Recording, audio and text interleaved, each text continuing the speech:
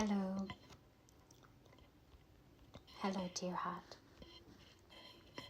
So your question is regarding after 76 years, you want to know if Palestine will be liberated from brutal occupation coming from Zionist occupation and finally receive the right to self-determination so that once again this region of Palestine, of the fertile, crescent and holy land, can be peacefully shared by all the faiths, Abrahamic faiths, and as it of course did once upon a time for centuries. So you want to know if Palestine will be liberated. Thank you for having the courage to ask this question. Let's begin.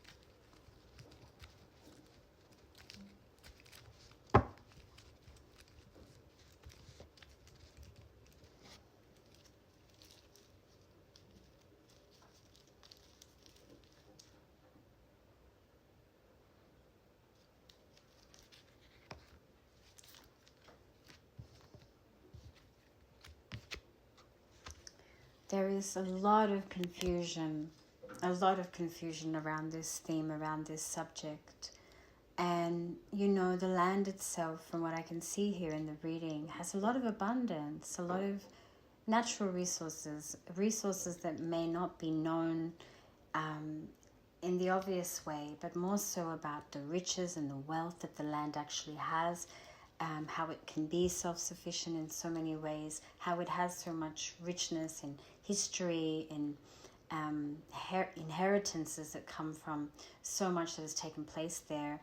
The land has many treasures, has many potentials around the excavation of very rich and supreme treasures once again. And there's a lot of confusion around this theme because of the fact that there is an ability for this land to be self-sufficient and the peoples to keep it as it is. So I see an importance of a resurrection of the sacred feminine presences and I guess you could say allies that have ruled and dominated and protected and cared for lands such as Palestine for centuries, long before the faiths that you speak of. And it's not just like that I'm proceeding with this reading on a day like today. Right now, Venus has become visible again in our sky. Not as prominently visible as she will be a little later on this month, August 2024, but Venus has become visible, and her visibility is quite key to what I'm about to tell you as well. I think there's no coincidence here, right? So the reading is showing very strongly the power of the Great Mother Goddess in the form of her original rule and sacredness in the land, which is Palestine, in the form of Astarte, Ashtart, Ashtoreth, for example, in the Old Testament. But this Astarte, right, is also looked at, if we connect it to terms we understand, as a divinity, as a great mother goddess that very much supports the sacred feminine as a giver of life, as a fertility goddess, also as a goddess of love, of the heart chakra, of the power of femininity, and womanhood, and what that does, how that, I guess, behaves in society, what that gives. Okay? And, this was all her terrain long before all these faiths we speak of now. And when we think of the cult of the Great Mother Goddess in places like ancient Palestine, we have to understand that, there has been, of course, a confluence of so many peoples meeting in that region, and it's linking up so many different peoples of different landscapes and terrains of this earth, and meeting in a place like Palestine in the ancient times, understanding that the land itself, would then create some kind of a unification with all these different peoples from all these different places, again coming to the heart of the Great Mother Goddess in the form of Astarte. So this is a very important question, as you can see, getting to your answer, definitely, but wanting to go through everything I'm seeing without leaving out a single drop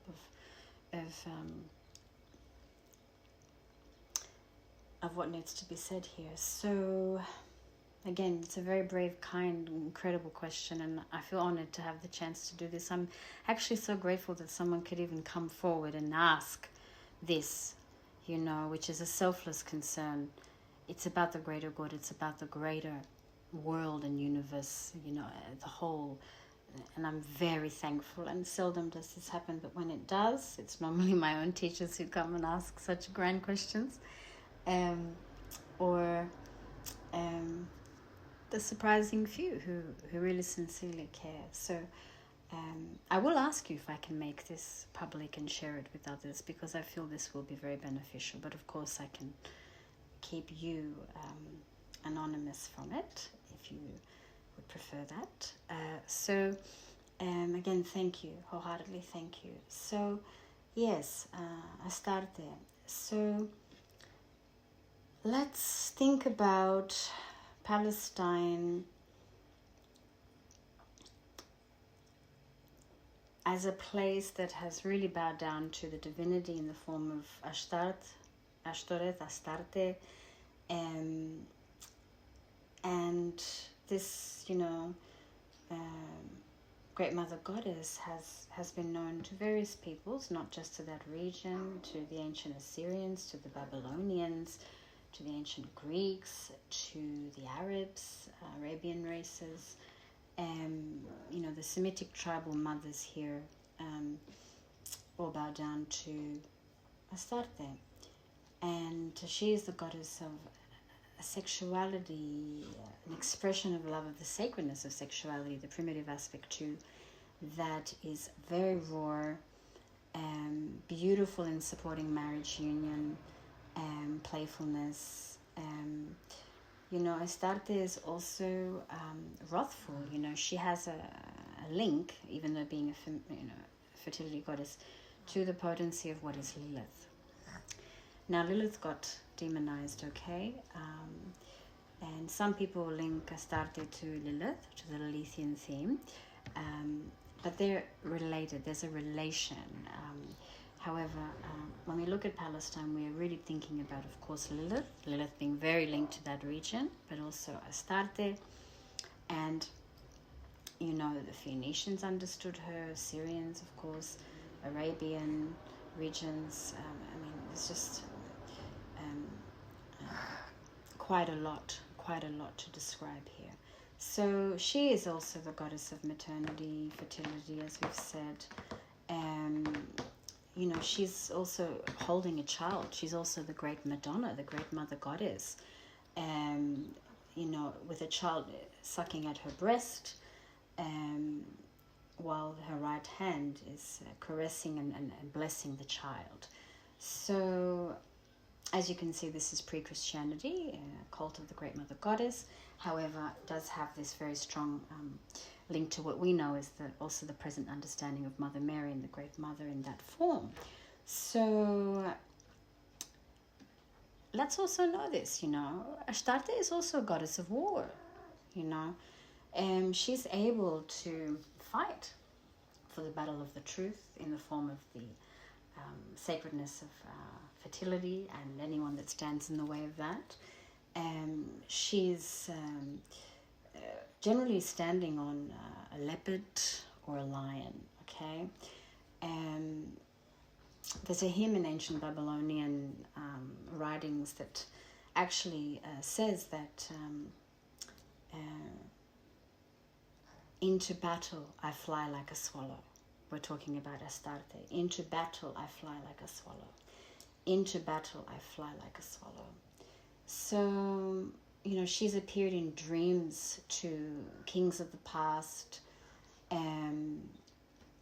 She's definitely had to draw the sword for various reasons. There are ancient Egyptian monuments as well that are describing Astarte as a goddess of a needed kind of war. But above all, she's linked to the planet Venus, also known as Aphrodite in ancient Greek. And she's about all the different moods, flavors, and shapes of what it means to hold and embody that sacred feminine potency. So, without going on too much, I think there's no contrast, there's no contradiction about being maternal and also being able to enter the battlefield, okay? There's no in any way kind of confusion there. The thing is, though,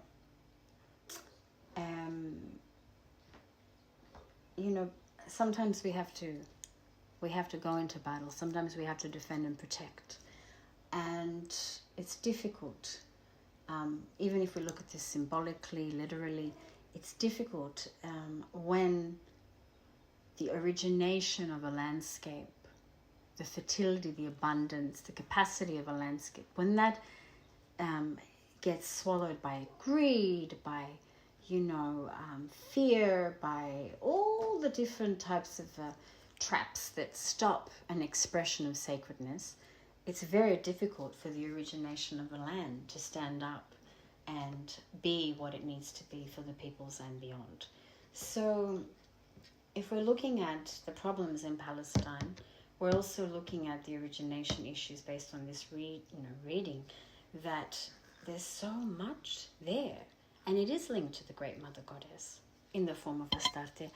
And people are confused, They're fighting for things that aren't about the truth of the land and the peoples and the place.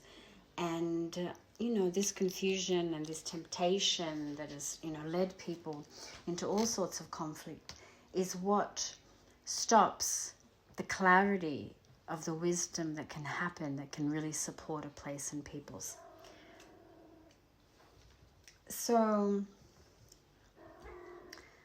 yeah.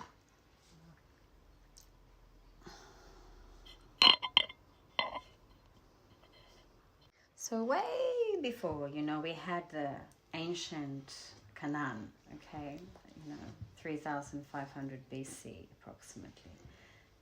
That was, I guess, the ancient life peoples from about that time. They were occupying, taking, place, living, dwelling in this region.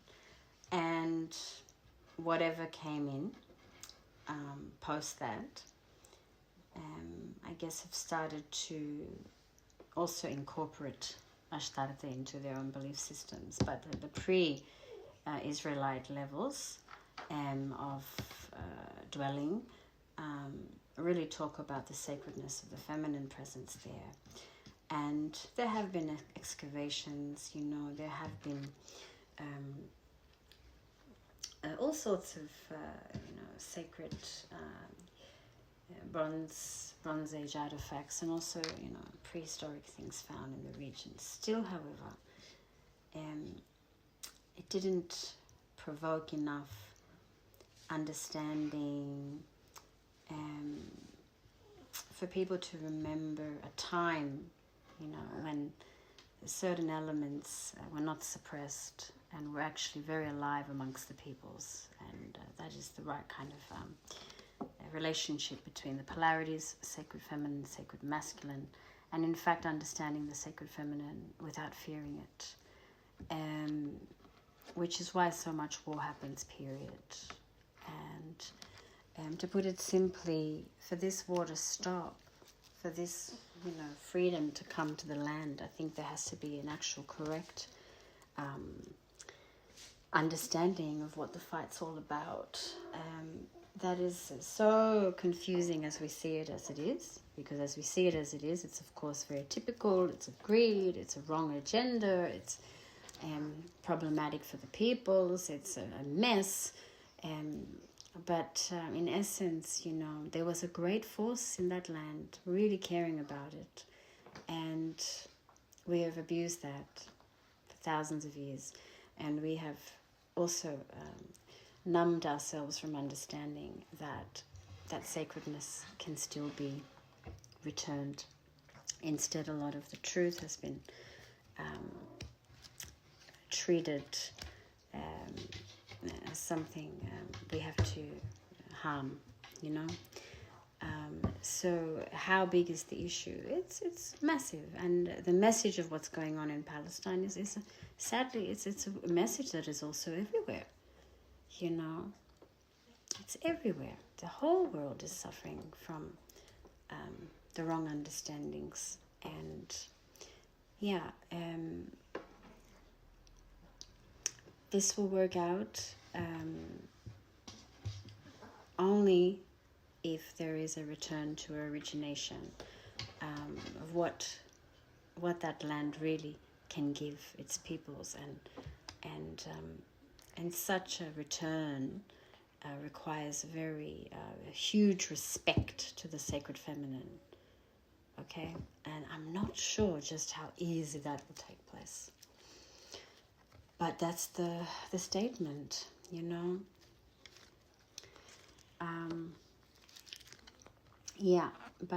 people are fighting, my dear.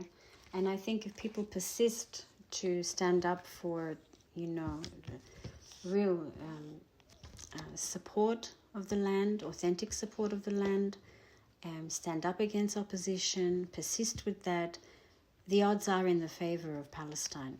The odds are in the favor of Palestine. However, there has to be an origination-related respect, and it's really difficult for these forces to even help and support and connect when there's been such a disconnection for such a long time in general. It's awful what's happening. It should never take place, these things, and what's happening is really horrible. So wholeheartedly I also pray and aspire that it can become resolved immediately. In fact, it should have been resolved long ago. In fact, this should have never happened if we could have avoided it.